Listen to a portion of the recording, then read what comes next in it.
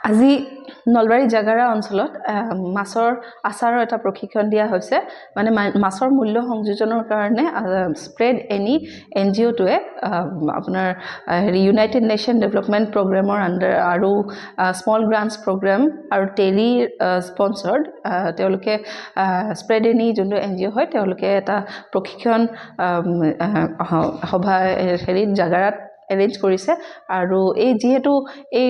সমগ্ৰ নলবাৰী অঞ্চলটো মৎস্য পালক বা মাছৰ এটা খুব সুন্দৰ মাৰ্কেট আছে বা মাছৰ খুব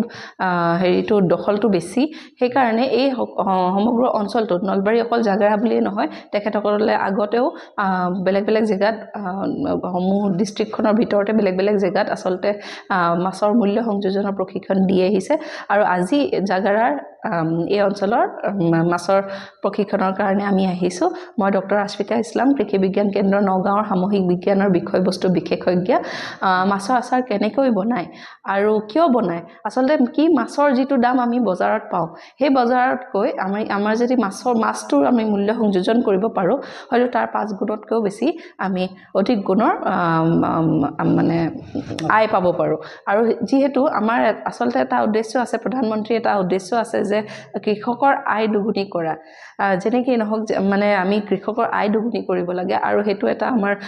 মূল লক্ষ্য আৰু হেতুকে মনত ৰাখি আমি বহুত ধৰণৰ প্ৰশিক্ষণ দিয়া হৈছে আৰু এই মাছৰ আচাৰৰ জৰিয়তে আশা ৰাখোঁ আমি এই জাগাৰা অঞ্চল বা সমগ্ৰ নলবাৰীত যিমান প্ৰশিক্ষণ দিয়া হৈছে সমগ্ৰ মৎস্য পালক বা গৃহিণী হওক বা আমাৰ যোনখিনি ৰুৰেল ইউথ বা স্কুল ড্ৰপ আউট হওক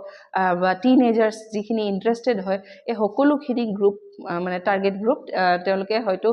এইটো নতুন বিজনেছ হিচাপত বা নতুন স্মল এণ্টাৰপ্ৰাইজ হিচাপত স্মল বিজনেছ হিচাপত বা তেওঁলোকে এণ্টাৰপ্ৰিনাৰশ্বিপ স্কিল হিচাপত যদি তেওঁলোকে ল'ব পাৰে মাছৰ যোনটো মূল্য সংযোজিত প্ৰডাক্ট সেইটো যদি তেওঁলোকে মাৰ্কেটত উলিয়াই দিব পাৰে সেইটো নিশ্চিতভাৱে তেওঁলোকৰ বাবে খুব লাভান্বিত হ'ব বুলি আমি আশা কৰোঁ আৰু এই মাছৰ আচাৰটোৰ তেওঁলোকে মাৰ্কেটত বহুত বেছি ডিমাণ্ড আছে যিহেতু আমি আম জলফাই সেইবোৰ আচাৰ খাই থাকোঁ মাছৰ আচাৰ খুব বেছি ডিমাণ্ড আছে আমি আশা ৰাখিছোঁ এই ট্ৰেইনিংটোৰ পিছত হয়তো এই অঞ্চলৰ বহুকেইগৰাকী মহিলা বা পুৰুষ তেওঁলোকে ওলাই আহি এনেকুৱা ধৰণৰ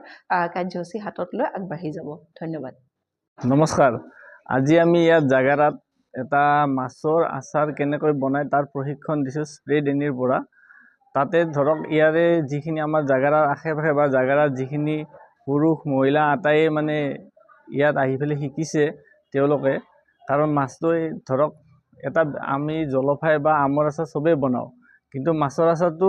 সকলোৱে বনোৱা নাই গতিকে সেইটো এটা ভাল বেনিফিট হ'ব মানুহখিনি আৰ্থিকভাৱে লাভান্বিত হ'ব সেইকাৰণে আমি নগাঁৱৰ পৰা আমাৰ নগাঁও কৃষি বিজ্ঞান কেন্দ্ৰৰ ডক্টৰ আশফিকা বাইদেউক আমি লৈ আহিছোঁ ইয়াতে তেওঁ আমাৰ মাছৰ আচাৰ কেনেকৈ বনায় সেইটো প্ৰশিক্ষণ দিলে আৰু লগতে কেনেকৈ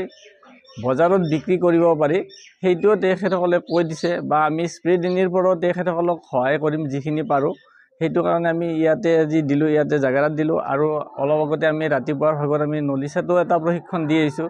একে তাৰে আগত আমি আজি কেইদিনমান আগত যোৱা সপ্তাহত লখপুৰত দিছোঁ আমি বৰবিলাত দিছোঁ বৰিত দিছোঁ আমি স্প্ৰেড এনি নলবাৰী জিলাখনত বহুত ঠাইত এনেকুৱা মানে কি কাম কৰাৰ কাৰণে আমি প্ৰশিক্ষণ দিছোঁ সেইটোৱে আমি কৰি ইয়াত বহুত মানুহ লাভান্বিত হৈছে আগতে কেঁচুসাৰৰ আমি কিবা কানি ট্ৰেইনিং দিছোঁ কেঁচুসাৰৰ বেড দিছোঁ এইবিলাক আমি স্প্ৰেড এনিৰ পৰা কৰি আছোঁ